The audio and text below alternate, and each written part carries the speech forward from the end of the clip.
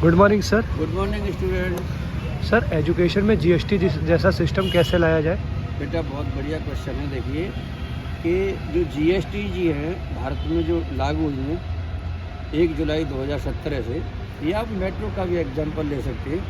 ये 2 एग्जाम्पल ऐसे हैं कि यहाँ पर किसी भी तरह से कोई अनियमितता नहीं हो सकती है। अब भारत के जितने वो टैक्स पेयर है, बिजनेस मैन वूमेन है, एंटरप्रेन्योर है, वो टैक्स बचा ही नहीं सकते। अब वो अलग बात है कि इलीगल तरह से आपने कोई चार्टर्ड अकाउंटेंट या किसी ने कोई विधि बता दी और आप चोरी कर रहे हैं, फिर उसका तो कोई इलाज नहीं है, लेकिन उसका भी बहुत जीरो हो गया।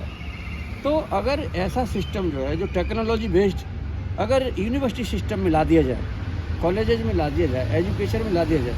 अब जैसे सबसे पहले जो हमारी एक एग्रीमेंट होता है कॉलेज के साथ में और टीचर जी के साथ में, तो मतलब उसके तहत में हमें 5 आवर्स डेली का रहना होता है। टीचर जी आगे तो उनको रहना है और पढ़ाना है। तो ऐसा कोई साइंटिफिक तरीका नहीं है अभी क्या है कि अगर आपका इलेक्शन हो रहा है एसी और ईसी का, जहाँ मर्जी आप घूमते रहो, कोई प्रिंसिपल नहीं पूछने वाले, कोई और एडमिनिस्ट्रेशन नहीं पूछने, तो ये व्यवस्था थोड़ी ठीक करनी पड़ेगी। देखिए, आप अपना क्लास ले लो, आप अपने ट्यूटर ले लो, आप अपने लेक्चर ले लो, आप अपने जो है कंप्यूटर लैब में और चाहे आपकी साइंस लैब है, उनको लेने के बाद आप कुछ भी करें तो सही समझ में आता है। लेकिन यहाँ जो है एक तरफ जो है मेजॉरिटी शिक्षक पसीना बहा रहा है, वहीं 30, 40, 50% ऐसे भी हैं भैया कि उनका सब भगवान की कृपा पे चल रहा है सब।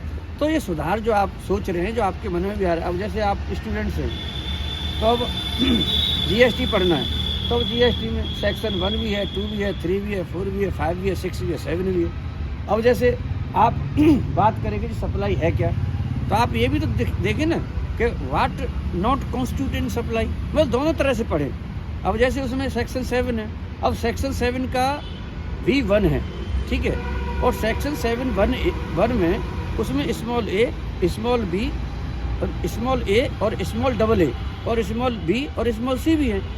और इसके बाद में जो है ना उसमें फिर सेक्शन 7(1) और कैपिटल A भी है, सेक्शन मतलब 1, 2 भी है। तो मतलब कहने का मतलब मेरा ये है यहाँ पे कि अगर बच्चा एक भी सेक्शन करता है, कितने करते हैं, एक भी सेक्शन एक दिन में करता है, तो उसको समझ आ जाए।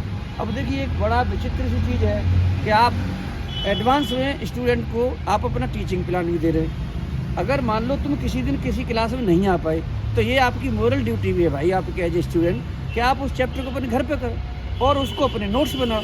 अब हो क्या रहा है, अब सारी सीमाएं तो जब टूट गई कि जब आप जो है ना तो क्लास में आते और ना आप जो कोई रिटन टेस्ट होता है उसमें आते, और फिर आप कहते हैं कि साहब टीचर जी नंबर लगाएं। तो भाई ये तो अनियमितता आपके पार्ट में भी है ना, इसको ठीक करना भी है ज़रूरी है। तो जहाँ टीचर जी को ठीक करना है वहाँ टीचर जी ठीक करें, और जहाँ स्टूडेंट को ठीक करना है वो स्टूडेंट ठीक करें, और दोनों मिल करके ही फिर आपका अच्छा होगा। तो मेरे हिसाब से जो NEPN new national education policy जो बेस है वह है टेक्नोलॉजी पर, तो वो स्टूडेंट के भी ऊपर लागू हो, टीचर जी के भी लागू हो। अगर दोनों के ऊपर लागू होगी तो मैं आपको बता देना चाहता हूँ, जो सरकार का विजन है 2047 है कि अपने देश को विकसित करना है, तो कोई नहीं रोक सकता।